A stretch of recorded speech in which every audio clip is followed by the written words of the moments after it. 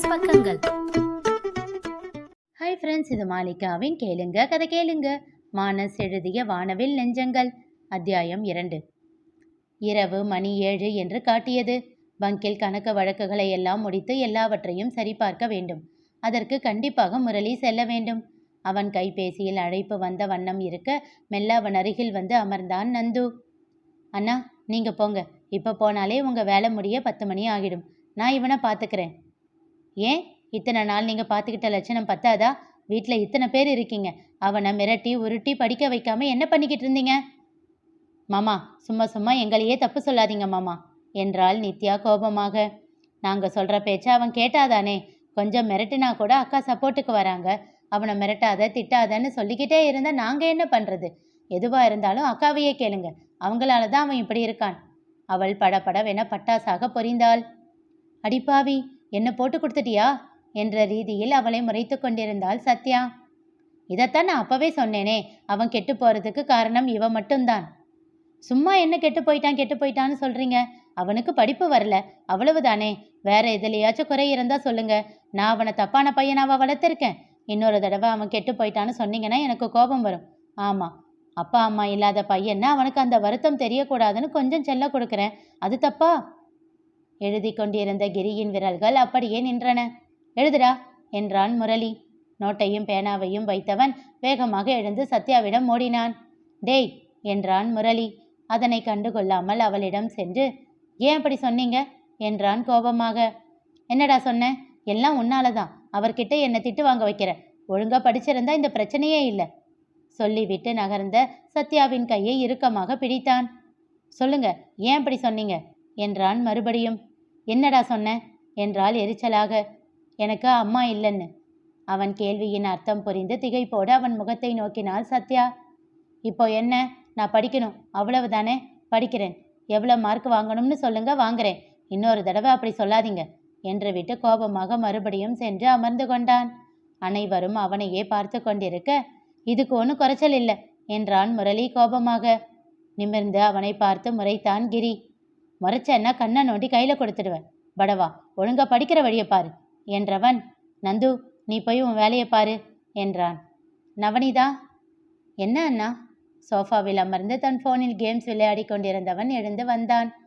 இன்னும் ஒரு லெசன் இருக்கு, அதை படித்து உன்கிட்ட அவனை ஒப்பிக்கணும். நான் 10 மணிக்குள்ளே வந்துடுவேன். வந்து அவனை கேள்வி கேட்பேன்.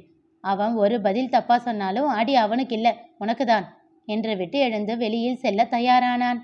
அவன் கூறியதில் திகைத்து போய் தன் அண்ணனை பார்த்தான் நவநீதன். அண்ணா, இதெல்லாம் என்ன நியாயம்? அவன் கேட்டதும் சிரிப்பு சத்தம் ஒலித்தது. வேணு, நித்யாவின் பிள்ளைகள் ஆதித்யாவும் அஸ்விதாவும் தான் சிரித்து கொண்டிருந்தனர். ஆதித்யாவிற்கு 5 வயது, 1ஆம் வகுப்பு படித்து கொண்டிருக்கிறான். அஸ்விதாவிற்கு 4 வயது, யூகேஜி படித்து கொண்டிருக்கிறாள். அவர்கள் சிரிப்பதை கண்டதும் நங்கென்று கிரியின் தலையில் கொட்டினான் நவநீதன். நீ அசிங்கப்படுறதும் இல்லாம என்னையும் சேர்த்து அசிங்கப்படுத்துறடா என்றான் கோபமாக. முரளி கிளம்பி தயாராக வர, பெரியப்பா பெரியப்பா என்று அவனிடம் ஓடினான் ஆதி. என்னடா கண்ணா என்றவாறு அவனை தூக்கி கொண்டான். இன்னைக்கு கிளாஸ்ல டெஸ்ட் வச்சாங்க. நான் எவ்வளவு மார்க்குன்னு சொல்லுங்க பாப்போம் என்றான் அவன் கன்னம் பிடித்து. தெரியலையேடா என்றான் முரளி. ஏதாச்சும் ஒரு மார்க் சொல்லுங்க பெரியப்பா என்று யோசித்தவன் 90 என்றான். அச்சோ பெரியப்பா, டெஸ்டே 10 மார்க்குக்கு தான் என்றான். அப்போ 8? என்று இடவளமாக தலையசைத்தான். 9 என்றான். மறுபடியும் என்று இடவளமாக தலையசைத்தான். அப்போ ஃபுல் மார்க்கா? 10 out of 10 என்று கேட்டான். ஆமாம் என்பதை போல் மேலும் கீழுமாக தலையாட்டினான் ஆதி. சூப்பர்டா கண்ணா, என் செல்லம் என்றவன் அவன் 2 கன்னங்களிலும் முத்தம் வைத்தான். இப்படித்தான் படிக்கணும் என்றான். உடனே தன் சித்தப்பாவை பார்த்து கொக்கு காட்டினான் ஆதி. டேய் அரட்டிக்கட்டு, நானும் உன் வயசுல ஃபர்ஸ்ட் மார்க் வாங்கிட்டு தான் இருந்தேன் என்றான் கிரி. வேகமாக வந்த சத்யா அவன் முன் தோசை திருப்பியை காட்டினாள். பொய் பேசுன, இது சுட வச்சு நாக்கில் சூடு போடுவேன். ஒவ்வொரு தடவையும் நீ வாங்குற மார்க்குக்கு உங்க மிஸ் முன்னாடி அசிங்கப்பட்டு நிற்கிறது நான் என்றவள் தீயாக அவனை முறைத்து விட்டு மறுபடியும் உள்ளே சென்று விட்டாள். ஆம், அவன் எப்பொழுதுமே முதல் மதிப்பெண் எல்லாம் வாங்கியது இல்லை. இப்போ அவசியம் அந்த குட்டி பிசாசுங்க முன்னாடி இதை சொல்லணுமா என்றான் கோபமாக. எல்லோரும் அடக்க மாட்டாமல் சிரிக்க, சிரிங்க சிரிங்க, எல்லாரும் சிரிங்க, ஒரு நாள் எனக்கும் சிரிக்கிற காலம் வரும் என்றான். அந்த காலத்தை தாண்டா நானும் ரொம்ப வருஷமாக தேடிக்கிட்டு இருக்கேன். முதல்ல பேச்ச குறடா என்ற முரளி, சத்யா போயிட்டு வரேன் என்று விட்டு சென்று விட்டான். இரவு 9:30 மணிக்கு வீட்டிற்கு வந்தான் வேணு. அவன் கம்ப்யூட்டர் சென்டர் வைத்து நடத்தி கொண்டிருக்கிறான். இரவு 9 மணி வரை பேட்ச் இருக்கும். அதன் பிறகு எல்லாவற்றையும் சரி செய்து மூடிவிட்டு வீட்டிற்கு வர 9:30 ஆகிவிடும். அவன் வரும்பொழுது பிள்ளைகள் உறங்கிவிட்டிருந்தனர். அவர்களுக்கு முத்தம் தந்துவிட்டு சென்று சாப்பிட அமர்ந்தான். எப்போதும் இரவு அவர்கள் உறங்கிய பின்தான் தன்னால் வர முடிவதால் மாலையிலேயே ஒரு அரை மணி நேரம் வந்து பிள்ளைகளோடு கொஞ்சி விளையாடிவிட்டு சென்று விடுவான்.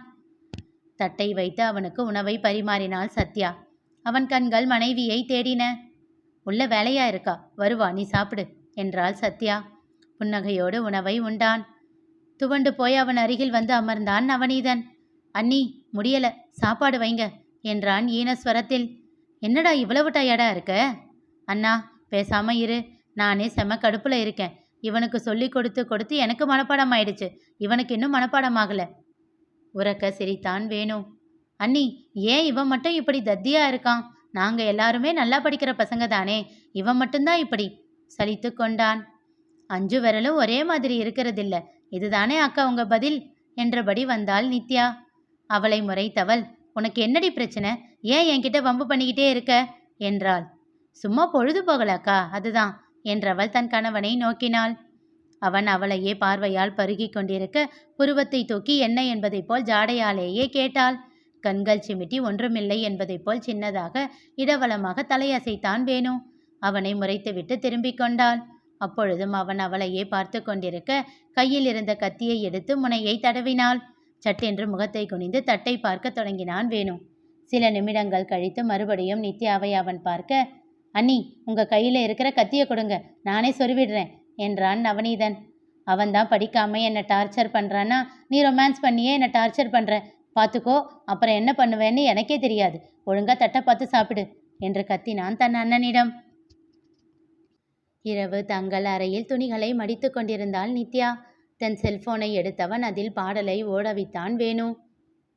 கண்கள் இரண்டால் உன் கண்கள் இரண்டால் என்னை கட்டி இழுத்தாய் இழுத்தாய் போதாதேன, சின்ன சிரிப்பில் ஒரு கள்ளச்சிரிப்பில் என்னை தள்ளி விட்டு மூடி மறைத்தாய்.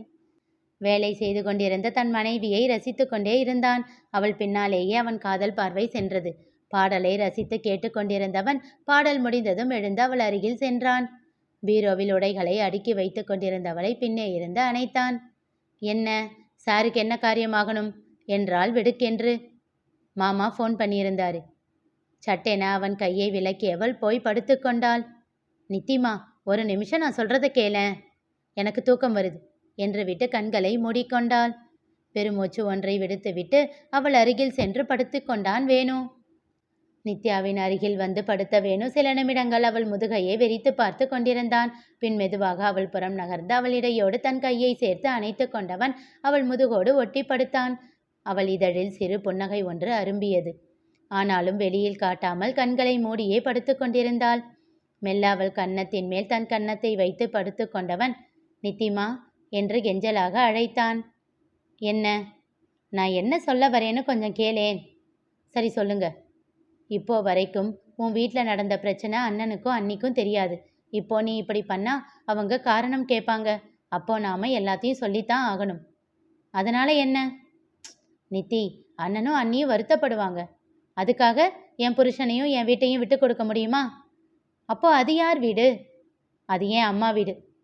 மெல்லியதான முறுவல் ஒன்று அவன் உதட்டில் பூத்தது. பெருமூச்சு ஒன்றை விடுத்தான். நித்தி, நீ ஏன் இப்படி பண்ற? இது வரைக்கும் உன் அம்மா உன்கிட்ட எதையும் சொன்னதே இல்லையா? அப்போ எல்லாம் சரி சரின்னு போயிருக்கதானே, இப்போ மட்டும் ஏன் இந்த கோபம்?